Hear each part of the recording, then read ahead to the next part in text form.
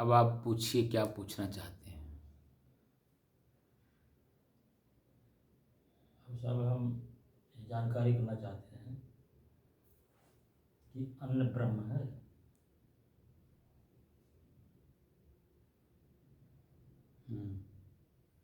अगर अन्न ब्रह्म है तो उसको खाया क्यों जाता है? और चेतन जो है सगुण में निर्गुण छिपा हुआ है। हर सगुण में निर्गुण छिपा हुआ है।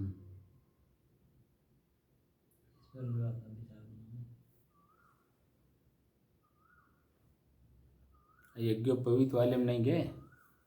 वो सब चीज़ है।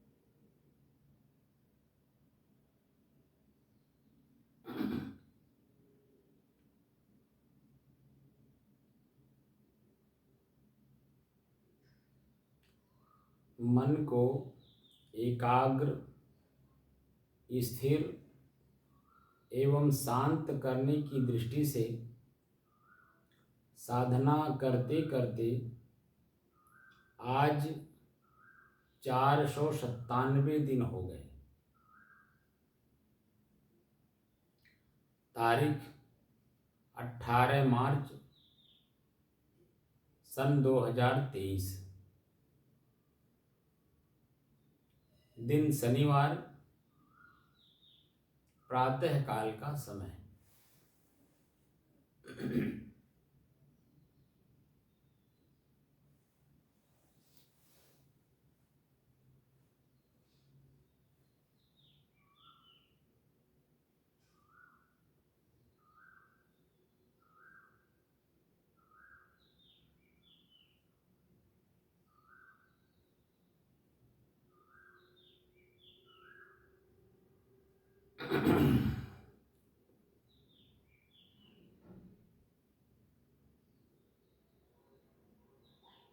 व्यवहार और परमार्थ, ये दो क्षेत्र हैं।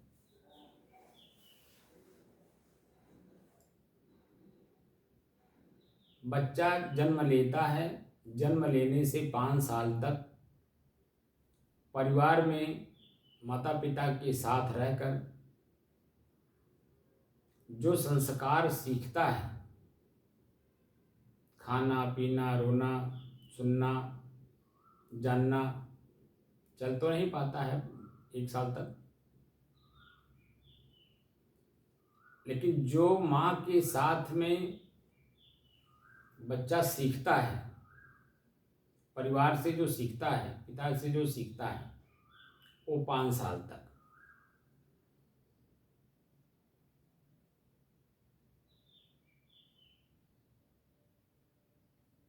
तो 5 साल तक व्यवहार सीखने के बाद स्कूल से तात्पर्य है, गुरुकुल से तात्पर्य था कि हमारा बच्चा, हमने जो संस्कार सिखाया, हमने जो सीखा था, हमारा बच्चा स्कूल में जाए, गुरुकुल में जाए, विद्यालय में जाए, तो सामाजिक और आध्यात्मिक ज्ञान को सीखे। समाज में उठना बैठना, बोलना चालना, चलना फिरना, लेना देना, सामाजिक प्रक्रियाओं को सीखे। जो मुझे जानकारी थी वो मैंने बच्चे को सिखा दिया, ये माता पिता सोचते हैं। लेकिन आगे जो समाज में जीना है, तो बच्चा 24 घंटा हमारे साथ रहेगा नहीं, जीवन भर हमारे साथ रहेगा नहीं। समाज में इसे जाना ही होगा, शादी होगा, ब्याह होगा, 2 समाज के लोग आपस में जुड़ेंगे, उनके साथ व्यवहार करने की कला, जीवन यापन के लिए जो उद्यम करना है उसकी कला, तमाम चीज़ों को सीखने की दृष्टि से गुरुकुल में, विद्यालय में, स्कूल में भेजा जाता है। अब सदगुरु कबीर यहाँ कहते हैं, परखत खरी परखावत खोटी। परखत खरी परखावत खोटी। बात समझ रहे हैं? नहीं। जो हम जानते हैं हम उसे सत्य मानते हैं, ठीक है ना? और उसी में हम अपने जीवन को समर्पित किए रहते हैं। जो हम जानते हैं, तो क्या जानते हैं? जो माता और पिता के द्वारा संस्कार प्राप्त हुआ है वह। तो क्या संस्कार प्राप्त हुआ? समसहकार। समसहकार, सम माने बराबर, सह माने वह, कार्य माने कृति, कृति माने कार्य, संस्कृति है ना। तो माता पिता या परिवार के द्वारा जो संस्कृति हम सीखते हैं, सम सहकार, सम माने बराबर, सह माने वह, कृति माने कार्य। जो हमने जन्म से लेकर के और 5 साल की अवस्था तक आँख से देखे रहते हैं, कान से सुने रहते हैं, पैर से चल करके जहाँ जहाँ हम गए रहते हैं, जो जो चीज़ें हम खाए रहते हैं, हम उसी का संस्कार 5 साल तक मजबूत कर लेते हैं। अगर वह स्कूल, विद्यालय और गुरुकुल में नहीं गया तो वह क्या खा रहा है? जो माता पिता खाए होंगे वही तो खाएगा। अब आप देख लीजिए, अन्न, आपने कहा ना अन्न ब्रह्म है, तो ब्रह्म शब्द को अभी हटा दीजिए, अन्न है। अन्न का मतलब होता है शरीर से संबंधित। जब भूख लगता है तो शरीर को कुछ दिया जाता है, ठीक है ना। अब आप देखिए, इसी समाज में एक समय था, क्या आपके चौराहे पे दारू की दुकान थी? क्या आपके चौराहे पर मीट मांस मछली अंडा गोश्त का कोई दुकान था? दुकानिया नहीं था पहले। बाजार में कहीं मिलता था, जब कहीं बाजार उजार लगता था तो बाजार में दुकानें लगती थी, लेकिन वह भी बाजार से हट करके कोने में दूर लगाया जाता था। आपने देखा होगा कि वहाँ जो भक्त मूर्ति, ब्राह्मण मूर्ति, मनुष्य मूर्ति जो होते थे वो वहाँ नहीं जाते थे। वह तो वही लोग जाते थे जो नदी के तट पर सिर्फ मछली मार के खाने वाले लोग, या पश्चिमी देशों के जो संस्कार हमारे यहाँ आकर के प्रचारित की गई, बकरी काटना, मुर्गा काटना, ठीक है कि नहीं? तो ये सारी चीज़ें जो है, ये सभ्य समाज में अच्छा नहीं माना जाता था इसलिए बाजार में भी, बाजार एक सामाजिक स्थान होता था। उस सामाजिक स्थान में अगर ये सब चीजें बेचना भी होता था तो दूर लगाया जाता था, न कि बीचों बीच बाजार में। आपने देखा होगा इसी उसी बाजार में आप देखिए, भेली भी बिक रहा है, मरचा भी बिक रहा है, काली मिर्च भी बिक रहा है, इलायची भी बिक रहा है। अब मनुष्य की जो वृत्ति है, वृत्ति माने मन, मन मतलब होता है जैसा उसने मतलब जन्म से लेकर के आंख खोलने से पहले, जैसे जब बच्चा बाहर निकलता है तो आंख उसकी बंद रहती, सिर्फ रोता है, और माँ अपने छाती से लगा लेती है। जब दूध पी लेता, संतुष्ट हो जाता, तब धीरे धीरे धीरे धीरे आंख खुलती है उसकी। ये होता है। तो आंख खुलने से लेकर के और 5 साल की अवस्था तक जो अपने परिवार का, माता पिता और अन्य सदस्यों का जो संस्कार उसने सीखता है, वही संस्कार समाज में वह जब बड़ा होने लगता है तो माता पिता को लगता है कि नहीं, इसको समाज में जाना है तो स्कूल में डालना जरूरी है। क्योंकि जब स्कूल जाएगा, गुरुकुल जाएगा, विद्यालय जाएगा, तो वहाँ पर कुछ हमसे हट करके कोई अच्छी चीज़ सीखेगा, जिसके द्वारा हमारा भी नाम रोशन होगा। हमारा नाम रोशन होने का मतलब है कि हमारी जो बुराइयां इसने सीखा या हमारी अच्छाई सीखा, उस अच्छाई बुराई को समन्वय दृष्टि से आगे हम लोगों का नाम रोशन करेगा। क्योंकि अंदर में विचार किया जाता है। जैसे हम घर से जब जाते हैं, जैसे जो मछली मारने वाले लोग हैं, वो भी तो स्कूल जाते थे पहले। आपके जब आप लोग स्कूल गए होंगे, उस समय में आप देखिए, वहाँ ये नहीं देखा जाता था कि चमार का है, कि केवट का है, कि पासी का है, कि यादव का है, कि प्रजापति हैं, कि वैश्य के हैं, कि शूद्र के हैं, कि ब्राह्मण के हैं, कि क्षत्रिय के हैं। ये नहीं देखा जाता था। वहाँ तो सिर्फ बच्चे देखा जाता था कि बच्चा हमारे स्कूल में आए, पढ़े और संस्कार सीखे। जो संस्कार पहले लिया हुआ उससे और हमारे संस्कार से तुलनात्मक अध्ययन करे, जो उसको अच्छा लगे वो धारण करे।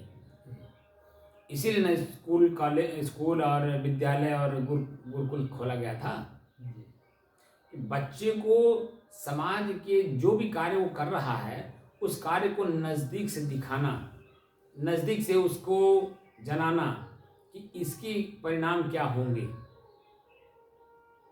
क्या राजा पंडितों का गुरुकुल अलग अलग था? नहीं भाई, एक ही गुरुकुल था। उस एक ही गुरुकुल में सभी लोग पढ़ते थे, सभी वर्ग के लोग वहाँ जाते थे। ऐसा नहीं है कि जब ब्राह्मणों के लिए अलग है, क्षत्रियों के अलग है, ऐसा नहीं था। तब क्यों हम लोग गुरुकुल में नहीं पढ़ने दिए? किसको? लब्बे को नहीं पढ़ने दिए। हाँ, एकलव्य को नहीं पढ़ने दिए। और क्या होता है? नहीं, अभी आपको उसका भी बता दूंगा। जैसे जो द्रोणाचार्य जी थे जी, द्रोणाचार्य जी, तो आप जब उनका इतिहास पढ़ेंगे द्रोणाचार्य जी का, तो आप देखेंगे कि वह ईर्ष्यावश जो है पांडवों को शिक्षा दिए हैं ना।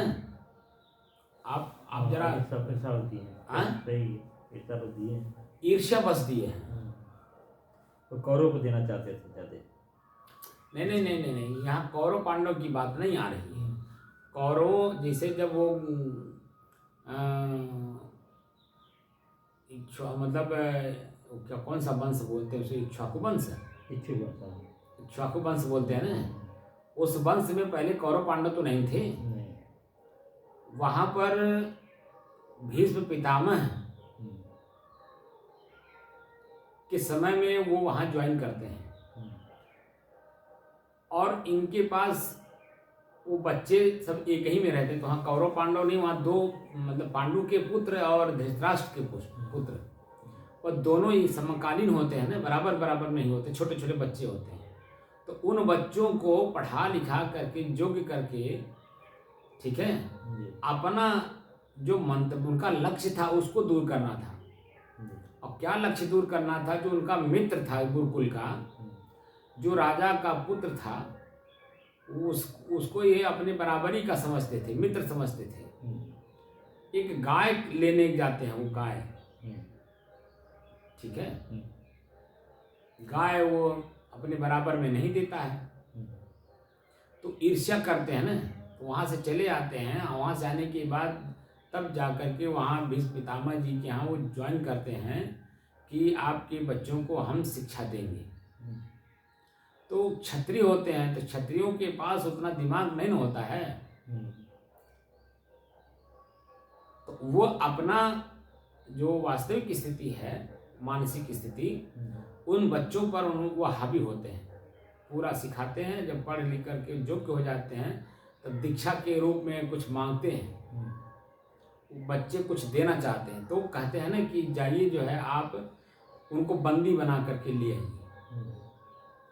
अपने मित्र जो उनके राजा उनका जो मित्र होता है, उनको जो है वो बंदी बना करके अपने सामने खड़ा करना चाहते हैं।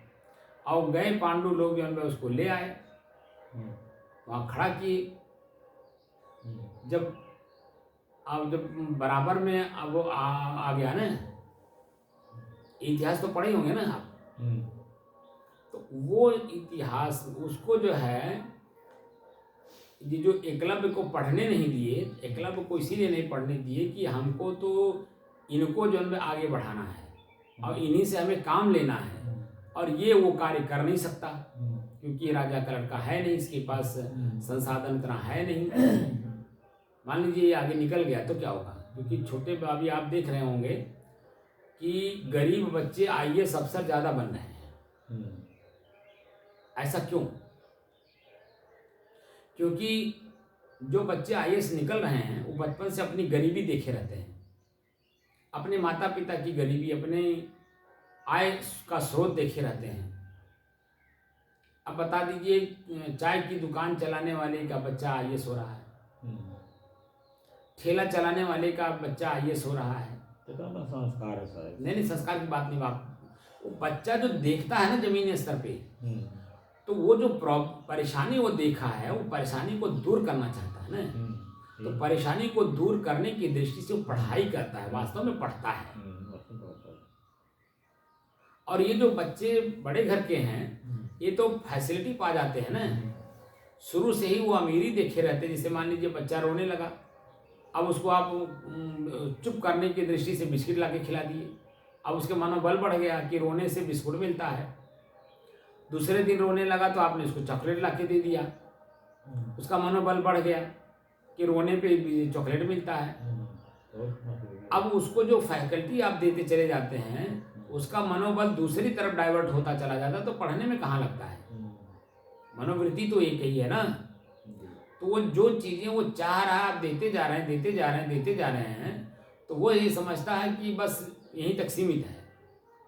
लेकिन जो बच्चा गरीबी देखा है, खाने को नहीं है, पहनने को नहीं है, रहने को नहीं है, हम सड़क पर हैं, हम क्या कर जी रहे हैं, हमारे माता पिता कैसे रह रहे हैं, उन चीज़ों को देखने पर बच्चे के अंदर में एक उत्साह, एक उमंग होता है कि अच्छा से पढ़ा जाए, और पढ़ने से जब है नौकरी मिल जाएगी, नौकरी मिलने से हमारी जो सारी समस्या है वो समाधान हो जाएगी। बात समझ रहे हैं कि नहीं? तो जो गरीब बच्चा है वो अमीर मतलब आईएएस बन रहा है, और जो बड़े घर के बच्चे हैं, धनवान हैं, जिनके पास आय का स्रोत है, खेती है, नौकरी है या अन्य चीज़ें हैं, बिजनेस है, उनके बच्चे आप देख रहे हैं बहुत कम परसेंटेज में आ रहे होंगे। इस बात को मान रहे हैं कि नहीं मान रहे? क्यों? क्योंकि इस बच्चा जो आँख से देखता है, जीभ से चखता है, कान से जो सुनता है, वह वृत्ति उसके अंदर में ज़्यादा बैठती है मजबूती के साथ, और उसी अच्छा अगर वो मांगता गया, मिलता गया, तो उसका प्रॉब्लम तो सॉल्व होता गया। लेकिन मांगने पे जो चीज़ें ना मिलती हों गरीबी के कारण, सामने रोटी, नमक रोटी हो, बात समझ रहे हैं? तो दोनों में अंतर है कि नहीं? तो जो चीज़ें हम देखते हैं वही चीज़ें तो हमारे मन मस्तिष्क में उभरती हैं। आज आप देख लीजिए, जो पहले के लोग थे, अमीर थे, अपने बच्चों को खेती बाड़ी, बिजनेस या नौकरी कुछ भी दे के गए हैं। खेती वाले को ले लीजिए, जैसे 100 बीघा खेती किसी के पास था, और उसको मेहनत करना नहीं सिखाए, गरीबी नहीं दिखाए, तो वो बच्चा धीरे धीरे दारू पीते विचार करते करते 100 का 100 बीघा बेच डालते हैं। ऐसा दिखाई दे रहा है कि नहीं? क्यों? क्योंकि उनको वो चीज़ें नहीं सिखाई गई कि ये चीज़ें ये आपके लिए साधन है, अगर इसको सुरक्षित रखोगे तो ये आजीवन आपको एक एक अंडा, समझिए मुर्गी है, ये खेत जो है मुर्गी है, एक एक अंडा आपको रोज देगी, यानी हर सीजन में आपको इतनी कमाई देगी और इससे आपका जीवन आराम से कट जाएगा। ये शिक्षा तो नहीं मिला ना उनको। अब वह जो है संगत अच्छा नहीं मिला, संगत खराब मिल गया, दारू पीने लगे, गांजा पीने लगे, अफीम पीने लगे, चरस पीने लगे। तो आप बताइए, जहाँ जब ये सब चीज़ों में पैसे ही तो लगता है, पैसे कहाँ से आएंगे? आप परिश्रम करना सीखे नहीं, तो धीरे धीरे जो चीज़ें हैं वो अपना खुद बेच देते हैं कि नहीं? तो जब बेच देते हैं तो कंगाल तो स्वयं होंगे ना। तो कहने का तात्पर्य है अन्न ही ब्रह्म है। पहले तो अन्न जो शरीर को दिया जाता है, शरीर जिससे हिष्ट पुष्ट होता है, मजबूत होता है, तो अब आप देख लीजिए कि भोजन भी तो कई तरह के हैं। एक उत्तम पुरुष है, उसके भोजन में दूध, घी, मेवा, मिष्ठान होता है, काजू, किशमिश, बादाम होता है, फल होता है, उत्तम पुरुषों के यहाँ। मध्यम पुरुषों के यहाँ आप जब जाएंगे तो उनके यहाँ जो सामान्य भोजन, जैसे दाल, भात, रोटी, सब्जी, दूध, इतना मिल जाएगा, लेकिन फल नहीं खरीद पाते हैं क्योंकि उनके पास उतना पैसा नहीं होता है। सूखे मेवे नहीं खरीद पाते हैं क्योंकि उनके पास उतना पैसा नहीं होता। लेकिन भोजन में ऐसा कोई भोजन नहीं लेते जिससे उनका दिमाग खराब हो। लेकिन उसी तीसरे नंबर में आप देखेंगे उसमें मीट भी खा रहा है, मछली भी खा रहा है, अंडा भी खा रहा है, दारू पी रहा है। ये तो निम्न भोजन में आता है ना। बात समझ रहे कि नहीं? जी जी। तो जो भोजन, इसीलिए कहा जाता है ना कि जैसा खाओ अन्न वैसा बने मन। मन का मतलब होता है जो हम देखते हैं वही तो मन बनता है, संस्कार बनता है। तो हम अगर हमारे माता पिता हमसे अंडा मंगवाए, हम दूध की कीमत क्या जानेंगे, फल की कीमत क्या जानेंगे, सूखे मेवे का कीमत क्या जानेंगे? आप बताइए। अंडा खा रहे हैं, मछली खा रहे हैं, आजकल तो बिरयानी चला हुआ है, मांस खा रहे हैं। अब आप बता दीजिए, क्षणिक जीव का स्वाद तो उससे मिल जाएगा, एनर्जी डॉक्टर लोग बताते हैं कि इसमें इतना है, इसमें इतना है, वो मिल जाएगा। लेकिन चित्त जो आपका मन है वो उससे साफ नहीं ना होता है, वो तो और दूषित होता है। हमारे शरीर में क्या है? मांस ही तो है, पी वही तो है, खून ही तो है, और क्या है बताइए? तो जब हम भोजन ग्रहण करते हैं अन्न को, ब्रह्म मतलब होता है प्रसन्नता, बताया था ना मैंने। ब्रह्म भूत है प्रसन्नात्मा, न सोचित न कांक्षति। जिस समय में किसी कार्य का परिणाम प्रसन्नता होता है उसे ही ब्रह्म कहा जाता है। आप जब दूध पीते हैं तो दारू तो नहीं ना है दूध। दूध से आपको हर प्रकार की एनर्जी आपके शरीर को मिल जाता है। भोजन ना भी करें, अगर आपको दूध मिल जाए तो आपके शरीर को हर प्रकार की एनर्जी दे देती है, ऊर्जा दे देती है। सही है कि गलत? जी। मन प्रसन्न भी होता है। और वहीं दूध के जगह पे आप दारू पी लीजिए तो पहले तो मुंह दुर्गंध करेगा, आपकी बुद्धि मारेगा, आपका जो कर्म किए हैं, रुपया पैसा कमाए हैं, वो भी नष्ट करता है। तो अन्न जो हम जैसा खाते हैं वैसे ही तो हमारा खून बनेगा, वैसे मन बनेगा, क्योंकि आंख से वैसे हम देख रहे हैं तो मन बनेगा ही। तो अन्न ब्रह्म है। अन्न ब्रह्म का मतलब होता है कि जो चीजें खाने से हमारी मन स्थिति प्रसन्न हो, उसका परिणाम हमें बुराई के रूप में, दुख के रूप में, पीड़ा के रूप में, पश्चाताप के रूप में न लेना पड़े। क्योंकि दूध पीने से परिणाम आपका अच्छा होता है, शरीर पूरा स्वस्थ होता है, परिवार के लोग, समाज के लोग उसको अच्छा मानते हैं। लेकिन दारू पीने से क्या होता है? दारू स्वयं अपने आप में दुर्गंध है। आप पीते हैं, आपकी बुद्धि मार देती है, आप नाली में गिरे रहते हैं, या शब्द जो बोलते हैं उस शब्द में आपको खुद नहीं मालूम मैं क्या बोल रहा हूं। तो तो आपका मन चित्त बुद्धि सब हरण कर लेता है ना, अस्वस्थ कर देता है, स्वस्थ नहीं करता, अस्वस्थ करता है। लेकिन दूध पीने से आपकी मानसिक स्थिति को स्वस्थ करता है। स्वस्थ का मतलब होता अपने आप में स्थित करता है, यानी विचार से आप काम करते हैं। कोई भी काम बिना विचारे नहीं करते हैं। एक बार मान लीजिए घटना घट भी गई तो उसको आप माइंड करते हैं और दोबारा न करने का संकल्प लेते हैं जी। लेकिन जब आप बार बार करेंगे वही चीज, राक्षस किसे कहते हैं मालूम है? राक्षस ही शूद्र हैं और शूद्र ही राक्षस हैं, ठीक है कि नहीं?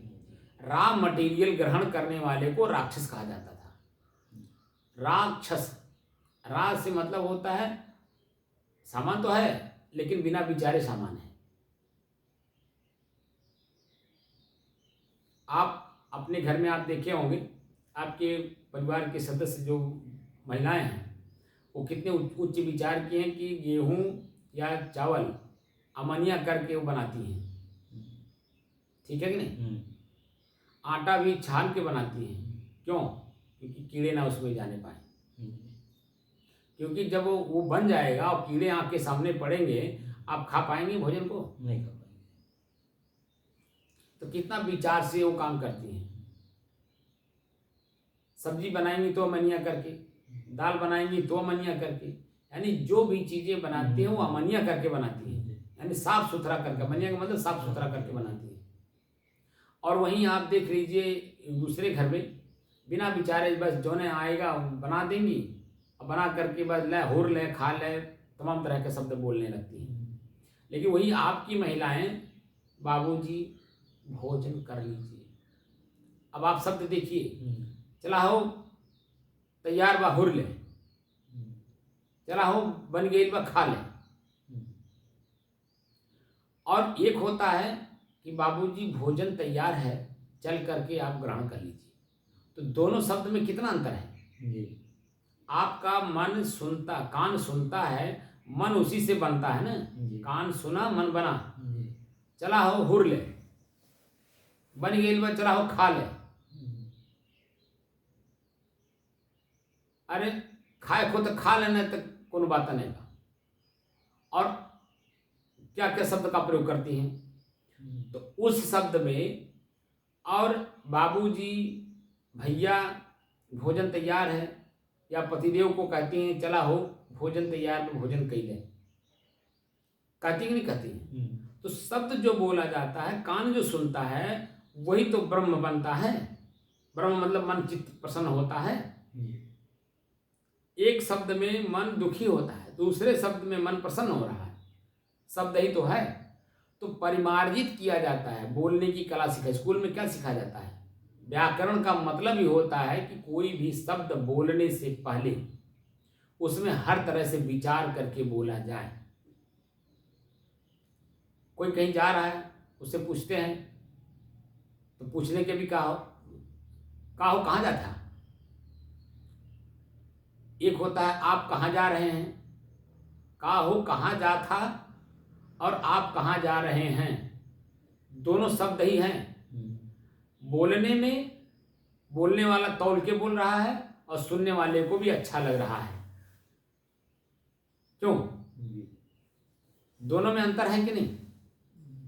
तो ब्रह्म मतलब होता है चित्त की प्रसन्नता से है। एक तिल बराबर भी मन अगर आपका प्रसन्न होता है शब्द सुनने से, तो आप समझिए कि आप ब्रह्म में हैं। बोलने वाला ब्रह्म में है, यानी प्रसन्न है। ब्रह्म मतलब प्रसन्नता से है। बोलने वाला प्रसन्न मुद्रा में बोल रहा है तो सुनने वाला भी प्रसन्न हो जाता है। भोजन में वही चीज है, अन्न माने भोजन होता है। आप जब ग्रहण करते हैं तो खिलाने वाले की मानसिक स्थिति खाने वाले के ऊपर तुरंत पड़ जाता है। पड़ता है कि नहीं पड़ता है? क्योंकि वो देखता है ना सामने और कान से सुनता है, तो मन स्थिति उसी तरह से बदलती है। तो अन्न खाने से हमारे शरीर में जो ऊर्जाएं प्राप्त होती हैं, उसी से मन बनता है और उसी से आगे का हमारा रास्ता तय होता है, यानी जीवन यात्रा हमारी उसी तरह से चलती है। तो जब हम अपने आप को पढ़ते हैं, थोड़ा बारीकी से पढ़ते हैं, तब धीरे धीरे धीरे धीरे धीरे अपनी कमी खुद समझ में आने लगती है। और अपनी कमी जब समझ में आने लगती है, दिखाई देने लगता है, तो हम उसे निकालने का भी प्रयास करते हैं। विद्यार्थी क्या करता है? धीरे धीरे बोलने की कला सीखता है, बैठने की कला सीखता है, चलने की कला सीखता है, काम करने की कला सीखता है, क्योंकि वो गुरु के द्वारा सिखाया जाता है। विशेषज्ञ के, गुरु का मतलब विशेषज्ञ, जो उसका विशेषज्ञ है वो उसको हर चीज का कला सिखाता है। कपड़ा पहनने के भी अपने कला है, अपने शरीर को रखने का भी कला है। बात समझ रहे कि नहीं? जी। वही बच्चा स्कूल जाता है, उसके बाल बिखरे होते हैं, कपड़े गंदे होते हैं, उसके मोजे बास मारते हैं, और वही बच्चा अपने आप को ही जो अपने घर से मेंटेन करके जाता है, देखने में कितना सुंदर लगता है, पूरा शरीर एकदम देखने में लगता है कि बच्चे को हम उठा के गोद में ले लें। तो एक बच्चा है, मन प्रसन्न हो रहा है उसको देख करके, एक बच्चा है मन में घृणा हो रही है, क्योंकि आंख देख रहा है, मस्तिष्क उसमें विश्लेषण कर रही है कि इसका कपड़ा गंदा है, इसका बाल बिखरा हुआ है, इसका मतलब नहा के नहीं आया है, बाल झाड़ा नहीं है, तेल नहीं लगाया है, देखने में सुंदर नहीं है। तो वृत्तियां हमारी जैसे बदलती हैं, हमारे मन की स्थिति बदलती है, हमारी प्रसन्नता, हमारा दुख, पीड़ा इस तरह से बदलता है। तो ये अध्यात्म है। अध्यात्म का मैं बार बार कह रहा हूं कि अध्यात्म का मतलब ही होता है कि आत्मा के अध्याय का अध्ययन करना, और आत्मा शब्द का अर्थ होता है स्वयं, स्वयं का अध्ययन करना कि मैं कौन हूं। जब मैं कौन हूं तो अपने आंख को भी पढ़ा जाएगा, कान को भी पढ़ा जाएगा, जीभ को भी पढ़ा जाएगा, लिंग को भी पढ़ा जाएगा, पैर को भी पढ़ा जाएगा, हाथ को भी पढ़ा जाएगा, सब चीज को पढ़ा जाएगा, धीरे धीरे पढ़ा जाएगा। मेरा पैर कहाँ जा रहा है? नदी के तट पर जा रहा है, या किसी खेत में जा रहा है, या बिजनेस करने में जा रहा है? कहाँ जा रहा है? संत समागम में जा रहा है, किस जगह जा रहा है? इसको पढ़ेंगे। हाथ क्या दे रहा है, क्या ले रहा है, इसको भी पढ़ेंगे। आंख हमारा क्या देख रहा है, उससे हमें क्या मिल रहा है? कान हमारा शब्द सुन रहा है तो क्या सुन रहा है? जीभ हमारा दो चीजें लेता है, शब्द भी बोल रहा है और स्वाद भी ले रहा है, तो किस तरह का स्वाद ले रहा है और किस तरह का शब्द बोल रहा है? शब्द बोलते समय भी तौल करके जब बोला जाता है, जीभ से शब्द निकाले जाते हैं, तो उसी का तो वजन बढ़ता है। जो बिना विचारे बोलता है उसका वजन बढ़ता है क्या? नहीं। वजन से तात्पर्य है कि हर व्यक्ति आपको अच्छा कहता है, क्योंकि शब्द तौल के बोल रहे हैं, रुक रुक के बोल रहे हैं, समझ के बोल रहे हैं, देख के बोल रहे हैं। सामने हमारे जनता कैसी है, श्रोता कैसी है, सुनने वाला कैसा है, उन सब चीजों को देख करके जब बोला जाता है, तो वही जनता सुनने वाली कान लगा के सुनती है, क्या बोल रहे हैं, आगे क्या बोलेंगे। भीड़ जहाँ इकट्ठा होती, चाहे सत्संग का हो, चाहे वो नेताओं की भीड़ हो, आप देखिए कि जनता ही तो सुनती है और आप ही को सुनती है। जिस तरह से आप अपने शब्द को बोलते हैं, उसी को सुन करके आपकी अपने मनोभाव को बदलती है, तो अपना राजा चुनती है, और राजा न बना करके बल्कि अपने से भी नीचे उतार देती है। ये जनता ही तो करती है। तो शब्द बोलने वाला जब तौल के बोलता है, तो इसीलिए अपने समाज का अगुआ माना जाता है, क्योंकि वो शब्द तौल के बोल रहा है। तो शब्द ब्रह्म, अन्न ब्रह्म, ये सब कहा गया है ना, शब्द ही ब्रह्म है। क्योंकि जो बोलते हैं उसी में सामने वाले को दुख और सुख दोनों का अनुभव होता है, आनंद की अनुभूति उसी में होती है। और तो अन्न भी तो ब्रह्म है। ये खाने वाला जब आप परोसने चले, तो सुनने वाला कि भाई आज क्या बना है, पहले भोजन करने से पहले आप देखिए, किचन में जाने से पहले आदमी पहले पूछता है ना, आगे क्या करना है, क्या क्या बना है। तो जब वो सुन लेता है कि क्या क्या बना है, उसी हिसाब से तो जन्म चलता है खाने के लिए। अगर पशु प्रवृत्ति वाला है तो मांस खोजेगा, अगर मनुष्य प्रवृत्ति का है तो दूध खोजेगा, फल खोजेगा, सूखा मेवा खोजेगा, अच्छा अच्छा भोजन, 56 प्रकार का भोजन अच्छे अच्छे हैं, मन एकदम प्रसन्न हो जाता है। शरीर गदगद हो जाता है। तो मन की प्रसन्नता मन में कब आती है? जब कामना और इच्छा नहीं होती है, तब ये न कहा गया है। जी। तो कामना करके जब हम करते हैं तो मन में जब दुख होता है तब पीड़ा होती है, आसानी पीड़ा होती है। हम चाह रहे थे ऐसा, हो गया ऐसा। तो जब ऐसा हो गया तो अब तो सुधार करना भी तो आप ही का काम है। तो जब आप मनुष्य हैं तो सुधार करेंगे, लेकिन मनुष्य नहीं है, मनुष्य का खाली शरीर है, विचार आपके मनुष्य तो नहीं है, तो सुधार नहीं करेंगे।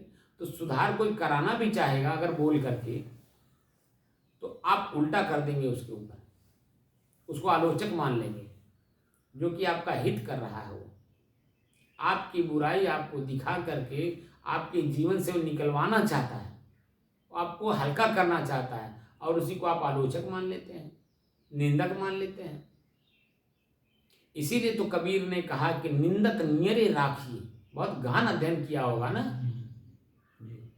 कबीर साहब। निंदक नियरे राखिए की बात करें, आंगन कुटी छवाए, अपने आंगन में उनकी कुटी छवा दीजिए, ताकि वो जब भी हमें देखें, हमारी बुराई देखेंगे, हमको बताएंगे, हम धीरे धीरे निकालेंगे। तो हल्का तो हम ही होंगे।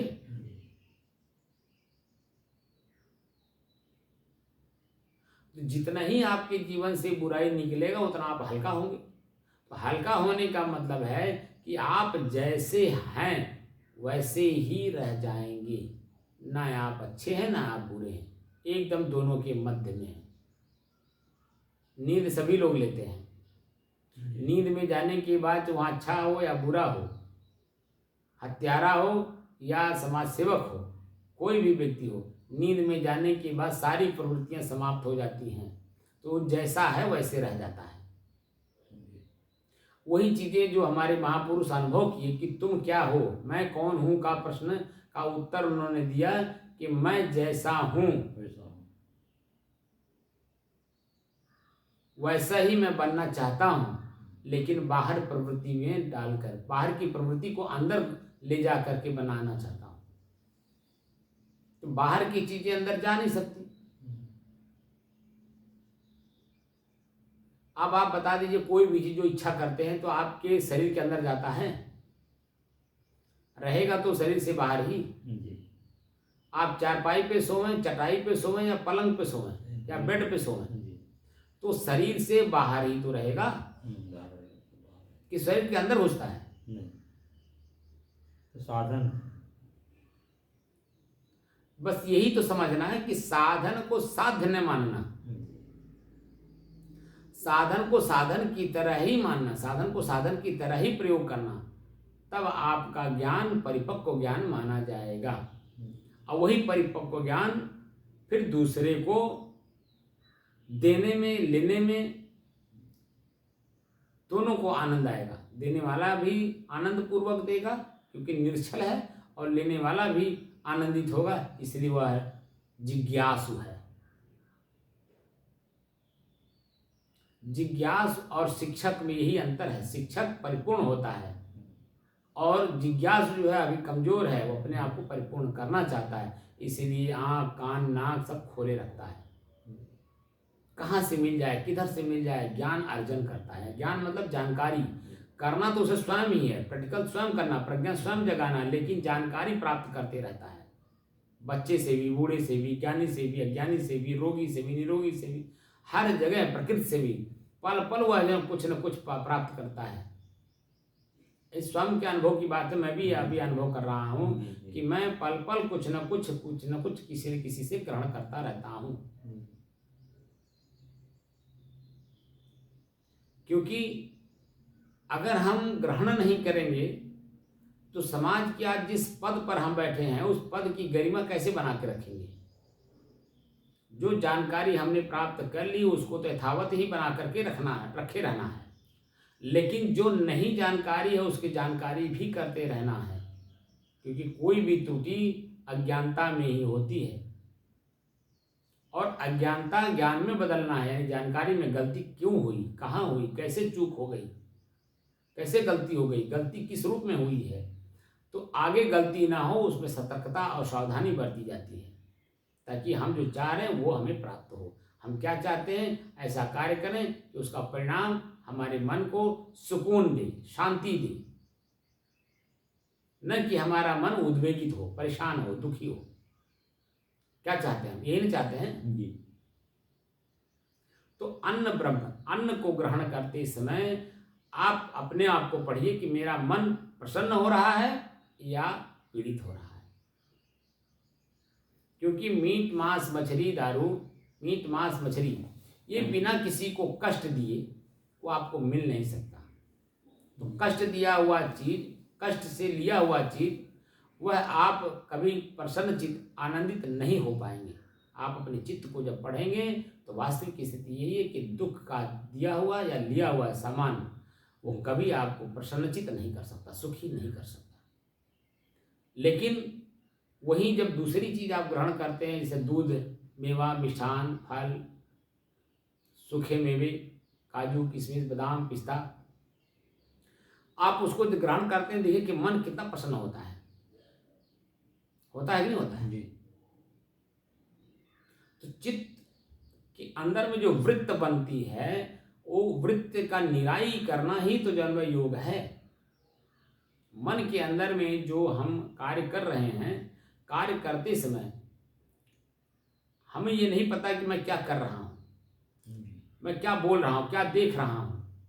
लेकिन जब हम गुरुकुल में गुरु के सानिध्य में जाके पढ़ते हैं, विशेषज्ञ के सामने स्कूल या विद्यालय में पढ़ते हैं, तब उसकी विशेषता हमें पता चलता है, विशेषण लग जाता है ना।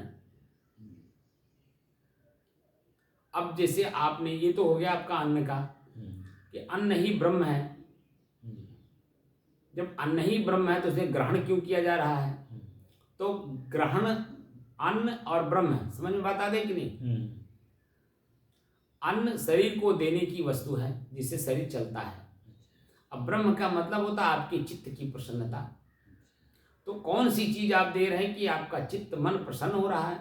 कौन सी चीज आप दे रहे हैं कि आपके ब्रह्म का हत्या हो रहा है? ब्रह्म हत्या यानी आपका चित्त का हत्या हो रहा है, यानी दुखी हो रहा है, तो हत्या ही हुआ ना। दुखी होना हत्या हो का कारण बनता है। हत्या से ही जो है मन दुखी होता है। और जब हम दूसरे को सुख देते हैं, हत्या नहीं करते हैं, उसको जीवन दान देते हैं, तो हमारा मन प्रसन्न होता है कि नहीं? लाठी मारने वाले से ज्यादा उसका घाव जीवन देने वाले के ऊपर, वही जीव लाठी मारने वाले को दुश्मन मानता है, और वही घाव दूर करने वाला, घाव पूरा करने माने भरने वाला, डॉक्टर जिसको हम बोलते हैं, हकीम बोलते हैं, वैद्य बोलते हैं, वह भी तो आदमी ही है। और लाठी मारने वाला भी आदमी है, और लाठी खाने वाला भी आदमी है। जो लाठी खाने वाला व्यक्ति है वो तुलनात्मक अध्ययन करता है कि हमें कौन पीड़ा दे रहा है और कौन मेरा पीड़ा दुख जो है सुख में बदल रहा है। तो जो वैद्य हकीम है या डॉक्टर है उसको भगवान का रूप देता है, लेकिन जो डंडा मारता है उसको राक्षस का रूप देता है। क्यों? साधन का प्रयोग दोनों कर रहे हैं, उधर वैद्य भी, डॉक्टर भी, हकीम भी साधन का प्रयोग कर रहा है, और डंडा मारने जो पीड़ा देने वाला वो भी साधन का प्रयोग कर रहा है, डंडा। तो कौन सा मटेरियल कहाँ प्रयोग हो रहा है, किस रूप से प्रयोग हो रहा है, उसका नाम उसी तरह से बदल जाता है।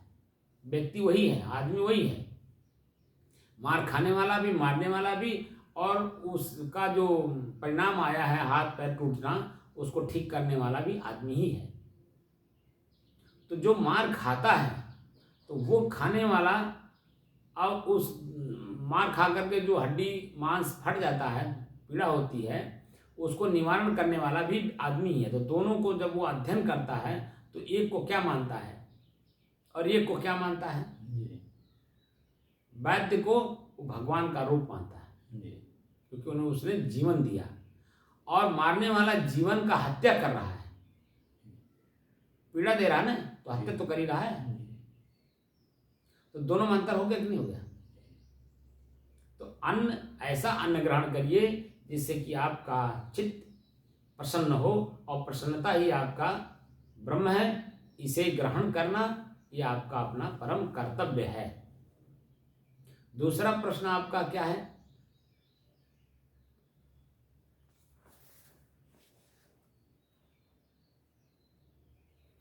क्या सगुण निर्गुण में छिपा रहता है?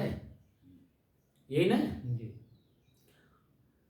तो सगुण मतलब कार्य होता है। जैसे आंख से देखना, तो आंख अपने आप में सगुण है, लेकिन इसको किसको हम देख रहे हैं वह निर्गुण है, यानी सूक्ष्म है। तो आंख देख करके पहचानता नहीं है, लेकिन जो सूक्ष्म है निर्गुण वही तो पहचानता है। जी। अब पहचान करके फिर उसी तरह से तो उसके साथ व्यवहार करता है।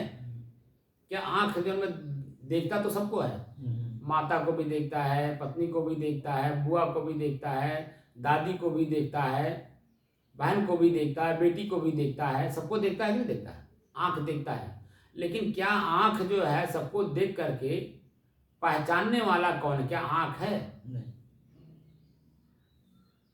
देखने वाला भी तो वही है। वही तो निर्गुण है, वही तो सूक्ष्म है। पहचानने वाला वो कौन है? वही मन है। मन बना है पहले से, बताया गया है कि ये माँ है, ये दादी हैं, ये बुआ हैं, ये बहन है, ये चाची हैं, ये पहले से बताया हुआ है, तो मन बना हुआ है। जैसे साहब मेरा एक विचार में आया, जैसे मान लीजिए चना एक है, चाहे मटर है, तो यह है, इनको देख रहे हैं चना है मटर है, लेकिन इसके अंदर जो है मतलब जीव छिपा हुआ है।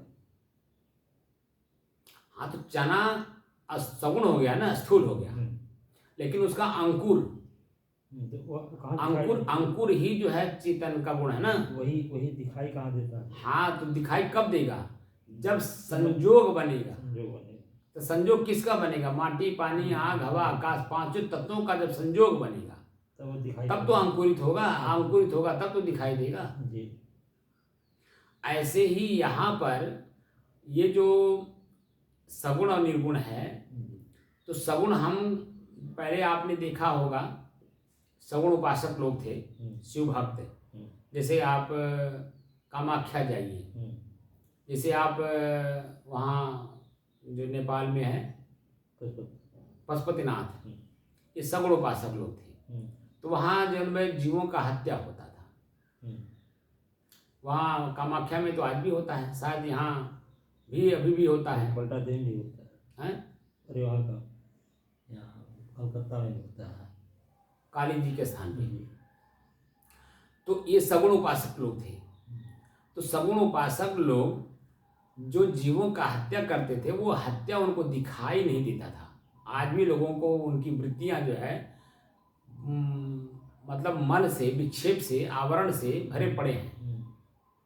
वो उनकी छटपटाहट, उनकी आवाज, मारने वाले ब्राह्मण थे सर। मैं क्या कह रहा हूँ, तो सगुण उपासक जो है, जिसे यहाँ अध्यात्म में सभी प्रकार के लोग न घुसे हुए हैं, जब कुछ दिन उसमें रहने लगते हैं तो मनोवृत्तियों का, कुछ लोग जो पूर्व जन्मों का कुछ संस्कार है वो अपने मनोवृत्ति को पढ़ते हैं कि मैं जो कार्य किया, इस कार्य का परिणाम क्या हुआ। ठीक है कि नहीं? अभी आप देखिए, एक हमको कहिए कि आप दिन भर में आप ठेला चलाइए, तो मैं ठेला नहीं चलाऊंगा। लेकिन एक दारू पीने वाले आदती आदमी को कहिए कि आप ठेला चलाओ, शाम को 500 रुपया देंगे, तो वो 500 रुपये के चलते, अपनी आदत के चलते वो दिन भर ठेला ढोएगा, क्योंकि उसको ये है कि शाम को 500 मिलेगा तो हमारा ये जो बोतल है 500 का, 300 का, वो हमको मिल जाएगा। तो आदत बस पूरा दिन मेहनत करेगा, पसीना बहाएगा। लेकिन जिसके जीवन में आदत नहीं है, तो आपके 500 रुपये को खुश होगा? आपका ठेला चलाएगा? क्यों चलाएगा?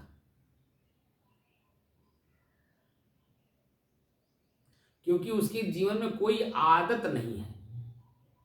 बात समझ रहे हैं? तो ये जितने भी सोखा हैं, आप देखिए कहीं न कहीं किसी न किसी प्रकार से उनकी मनोवृत्तियां जो है उसमें आदत में फंसी हुई हैं। सुरती, बीड़ी, गांजा, भांग, मीट, मांस, मछली, दारू, कहीं न कहीं किसी न किसी रूप में उनका जो है वो फंसा हुआ है। तभी वो ऐसा कार्य कर रहे हैं क्योंकि उनको अपने लक्ष्य को पूरा करना है। सुखैती वो करने वाले जो लोग क्या चरित्रवान होते हैं क्या? बोलिए, सुखैती करने वाले कितने चरित्रवान मिलेंगे आपको?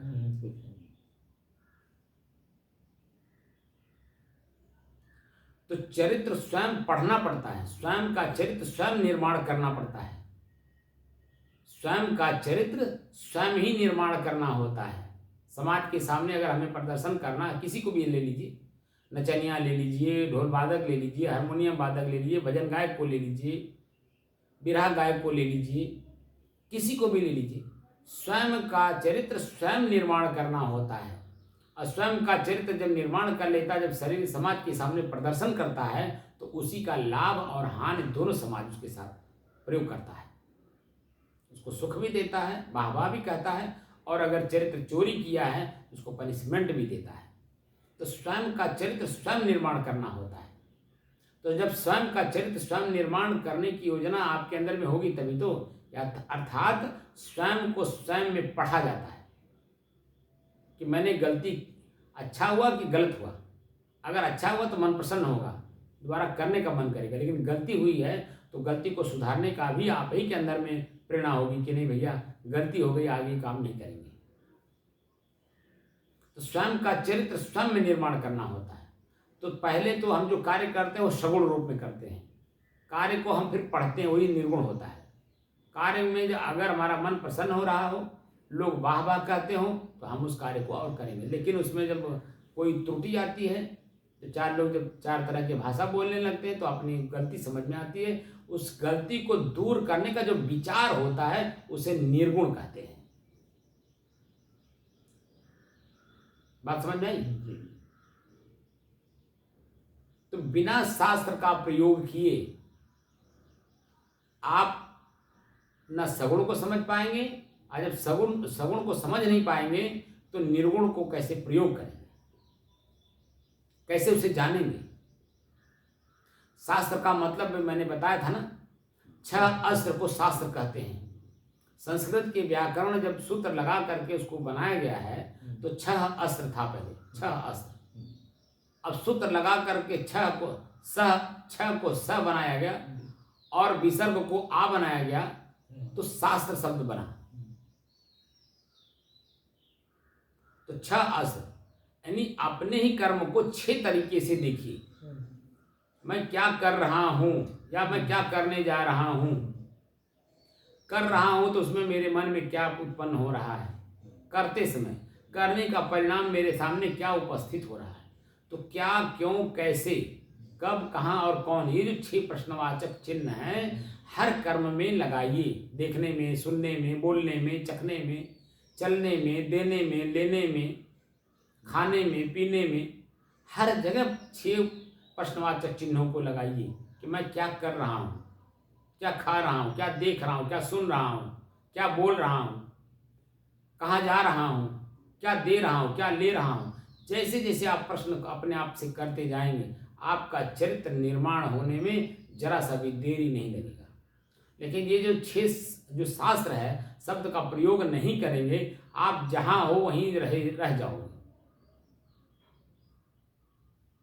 इसीलिए हर चीज का एक समय सीमा निर्धारित किया गया था। हमारे समाज के वरिष्ठ लोगों ने, समझदार लोगों ने, चिंतनशील लोगों ने, संतों ने, ऋषियों ने, मुनियों ने, विद्वानों ने हम आप लोगों को परिमार्जित करने के लिए, चरित्र निर्माण करने के लिए तरह तरह की चीज़ों का प्रयोग किया है कि वो मीट मांस मछली खाना बंद कर दे, नदी में मछली ना मारे, दुर्गंध में ना जाए, गंदगी में न जाए, अपने शरीर को पढ़े, शरीर में वो उसके गंदगी ना हो, उसका कपड़ा ना गंदा हो, उसके बाल बिखरे ना हो, शरीर देखने में सुंदर लगता हो, क्योंकि एक साधन है।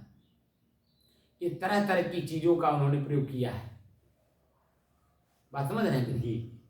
तो हम अपने को जब परिमार्जित करते हैं तभी जब में हमारा चरित्र निर्माण होता है।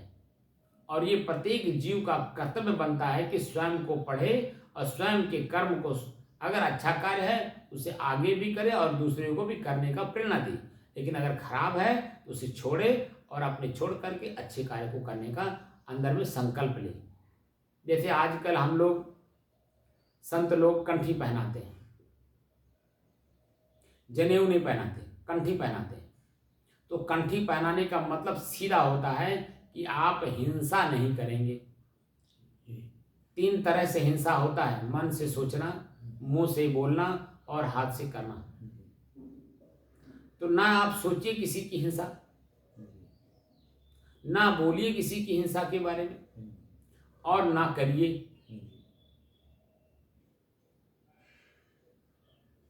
तो जब आप सोचेंगे ही नहीं तो बोलेंगे कहाँ, और जब बोलेंगे नहीं तो करेंगे क्यों? और अगर बिना देखे बिना जाने अगर आपसे हो भी गया है तो उसको सुधार करेंगे, क्योंकि वो गलती हो गई है, बिना अनजानता में हो गई। अगर जानकारी होती, किसी ने भी बता दिया कि भैया ये आपसे गलती हो रही है, तुरंत स्वीकार कर लेंगे, भैया गलती हो गई है, अच्छा ठीक है हम इसको ठीक कर लेंगे, सुधार लेंगे। वह मनुष्य माना जाता है, यानी कि वो अपने आप के चरित्र निर्माण में लगा हुआ है। और जब वो चरित्र निर्माण परिपूर्ण होता है तब वह राम, कृष्ण, तुलसी, महावीर, बुद्ध, कणाद, जैमिनी, पतंजलि, कबीर, तुलसी जैसे महापुरुष पैदा होते हैं। क्योंकि ये लोग भी तो हमारे आप जैसे ही थे। उन्होंने अपने चरित्र का निर्माण आपने स्वयं में किया है, और जब स्वयं का चरित्र निर्माण स्वयं में कर लिया तो समाज को जो दे गए, आज समाज उनका ऋणी है। हम उनका ऋण उतार पाएंगे? नहीं।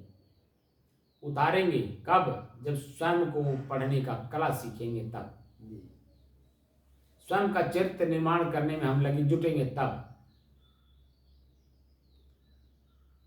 इसलिए स्वयं को पढ़ना, स्वयं को जानना, स्वयं में स्वयं को स्थापित करना, मैं जैसा हूं वैसा रह जाना, शेष रह जाना, यही अध्यात्म का मूल उद्देश्य है कि अपने लक्ष्य के प्रति एकाग्रचित होकर के चलते रहिए, समझते रहिए। जहाँ कहीं भी नासमझी का विचार आ रहा हो उसको विचारवानों के साथ बैठ करके, चरित्रवानों के साथ बैठ करके चरित्र का निर्माण करने में जो आपके सहयोगी हों उनका आदरपूर्वक सहयोग लेते हुए अपने जीवन का चरित्र निर्माण करने में योगदान दीजिए भी और लीजिए भी, और स्वयं को स्थापित कर लीजिए स्वयं में। यही हमारा मूल उद्देश्य है कि शांत मन तब होता है जब मन में स्वयं में शांत होता है तब, क्योंकि उसका भी अनुभूति मन ही करता है कि मेरा मन बड़ा प्रसन्न है, मेरा मन बड़ा दुखी है, मेरा मन बड़ा खिन्न है, मेरा मन आज बड़ा पश्चाताप में डूबा हुआ है, क्योंकि वो पढ़ता है अपने आप को। और उसी को थोड़ा सा आगे बढ़ाने के लिए हमारे जैसा कोई चरित्रवान व्यक्ति मिल जाता है तो अपने जीवन को धन्य बना लेता है। हम लोग भी कभी एकदम कुछ नहीं जानते थे, लेकिन किसी का सहारा ले लेकर के चरित्र का निर्माण किए आज जिस लेवल पर हैं वह किसी के सहयोग से हैं, किसी के योगदान से हैं। तो उनका आदर करना यह हमारा कर्तव्य बनता है। और अपने कर्तव्य का पालन अगर हम स्वयं नहीं करेंगे, हम अपने से बड़े का आदर भाव प्रेम नहीं देंगे, छोटों पर आशीर्वाद नहीं रखेंगे, नहीं देंगे छोटों का आशीर्वाद, तो फिर वो छोटे, क्योंकि हम भी कभी छोटे थे तो बड़े लोगों ने हमारे ऊपर आशीर्वाद दिया, हमको आशीर्वाद दिया, और आज हम उन बड़े लोगों के जगह पर हैं। तो अगर हम छोटों को नहीं देंगे तो छोटे बेचारे कहाँ जाएंगे, आप बताइए। अगर हमको बड़े लोग आशीर्वाद न दिए होते, पढ़ाई लिखाई ना होते, योग्य न किए होते, तो आज हम लोग कुछ हो पाते? क्यों नहीं। तो अब जो हम लोगों के पास है वो तो छोटों का अधिकार बनता है नहीं प्राप्त करने का जी। तो अगर आप नहीं देंगे तो छोटे बेचारे वंचित रह जाएंगे, और वंचित रह जाना ये उचित नहीं है, क्योंकि क्रम चलना चाहिए। जब बुरे लोगों का क्रम चल रहा है तो अच्छे लोगों का भी क्रम चलते रहना चाहिए, क्योंकि अनुपात चलता है। एक समय था 40-50 साल पहले 40 से 90% लोग अच्छे थे, 10% लोग खराब होते थे। चोरी करना, बेईमानी करना, व्यभिचार करना, छिनैती करना, डकैती डालना तभी भी था, लेकिन डर के करते थे, रात में करते थे, मुंह पर नकाब बांध करके कोई देख न ले, जान न ले, फलाने थे। क्योंकि जब वो देख लेंगे और जान लेंगे, समझ लेंगे, तो दिन में हमारे घर आ जाएंगे, हमारा रहना दुश्वार हो जाएगा। यहाँ तक कि जब वो चोरी डकैती में ज़्यादा आगे बढ़ जाते थे तो गांव एरिया छोड़ देते थे, दूसरे जगह जा कर के घर बसा करके रहते थे, वहाँ से डकैती डालते थे। यानी कि समाज में से डरते थे, वो अच्छे लोगों से डरते थे। अब अनुपात जो है 40-50 साल बाद बदल गया है। अब 10% लोग अच्छे हैं, अब उनको जो है डर करके रहना पड़ रहा है, क्योंकि 90% लोग खराब आ गए, क्योंकि वो मनोवृत्तियों के साथ जुड़ गए हैं। मनोवृत्तियां जो आंख देख रही, कह रहा इनके पास कैसे आ गया, मेरे पास कैसे नहीं आया। अरे भाई आप भी ले लीजिए, आपको कौन मना कर रहा है, लेकिन उस तरह से पहले तो परिश्रम करके स्वयं उतना धन जुटा लीजिए, क्योंकि कोई भी चीज लेने के बाद उसको सुरक्षित रखना भी तो उस समय तक, अपने जीवन तक आपका ही दायित्व है। साइकिल आपके पास नहीं था, साइकिल आपने मेहनत करके खरीद ली, तो जब आप उसको सुरक्षित रखेंगे तो आपके साथ जीवन भर चलेगा। आप उसकी सुरक्षा करना भी नहीं चाहते हैं और लेना भी चाहते हैं, 2 दिन में 10 दिन में उसको छोड़ भी देना चाहते हैं, आगे बढ़ना चाहते हैं। अरे कोई भी चीज इसीलिए आपको देख करके देखा जाता है, क्या इसके मन के अंदर में स्थिरता है। अगर स्थिर है तो अगली वस्तु भी उसको प्राप्त करने का उसका हक बनता है। लेकिन अगर वो ले तो लिया, लेकिन उसको देख रेख नहीं कर रहा है, उसको सुरक्षित नहीं रख रहा है, तो दूसरी वस्तु ये समाज के लोग कैसे दे देंगे, आप बताइए। क्या देंगे? नहीं। क्यों देंगे भाई? एक ही अभी जब देख करके देख लिया गया, परख उसी में होती है। एक शब्द बोल दीजिए या एक कर्म उसे करवा दीजिए या उसके साथ एक कर्म कर लीजिए, उसकी जो प्रतिक्रिया होगी वो प्रतिक्रिया ही तो आगे और संबंध बना करके रखना और या संबंध विच्छेद करना, दोनों उसी के उस परिणाम में आ जाएगा। क्योंकि हम जो देते हैं हम अच्छे के रूप में देना चाहते हैं, हम जो लेते हैं अच्छे के रूप में लेना चाहते हैं, ताकि हमारा मन प्रसन्न हो, शरीर प्रसन्न हो, हमारे परिवार, हमारे समाज के लोग उसे देख करके वाह वाह शब्द का प्रयोग करें। तो जीवन जो जीना है, सगुण में तो शरीर रहेगा, सगुण है, लेकिन इसी शरीर में, शरीर तो मैं हूं नहीं। मेरा जो प्रश्न आजकल पहला चलता है अध्यात्म में, जब मैं साधना किसी को कोई सीखना चाहता है तो उसको हम क्या बोलते हैं कि सबसे पहले विवेक शब्द का प्रयोग करो। विवेक का मतलब होता है 2 चीजें एक में मिली हुई हैं, दोनों को पहले अलग अलग कर लो। जब तक आप अलग अलग नहीं कर लेंगे तब तक जो हमें किसके साथ क्या संबंध बनाना है, क्या विचार उसके साथ रखना है, कैसे आचरण उसके साथ करना है, कैसे पता चलेगा। यहीं सामने आपका छोटा भाई बैठा हो और सामने ही आपका बेटा बैठा हो, हैं दोनों शरीर ही, मनुष्य के शरीर हैं, लेकिन एक पुत्रवत है, एक भाई है। भाई का मतलब आपका बराबर का हिस्सेदार, और पुत्र का मतलब आपके हिस्से का मालिक, आपके बाद आपके हिस्से का होलसेल मालिक आपका पुत्र है, लेकिन भाई बराबर का हिस्सेदार। तो जब आप जानेंगे तभी तो उसके साथ वैसा संबंध, वैसा व्यवहार करेंगे, और जैसा व्यवहार करेंगे वो संबंध वैसा आजीवन चलेगा। क्योंकि आप बड़े भाई हैं तो बड़ा भाई छोटे भाई के लिए पिता तुल्य होता है। अगर आप पुत्र के लिए तो पिता है ही हैं, लेकिन छोटे भाई के लिए अगर पिता का आप दर्जा देते हैं तो कहीं कोई त्रुटि नहीं होगी और जीवन भर संबंध आपके भाई, बड़े भाई और छोटे भाई का पिता पुत्र की तरह जीवन भर चल जाएगा। लेकिन जब आप अपने बराबरी का दर्जा देंगे तब वहीं गलती हो जाएगा।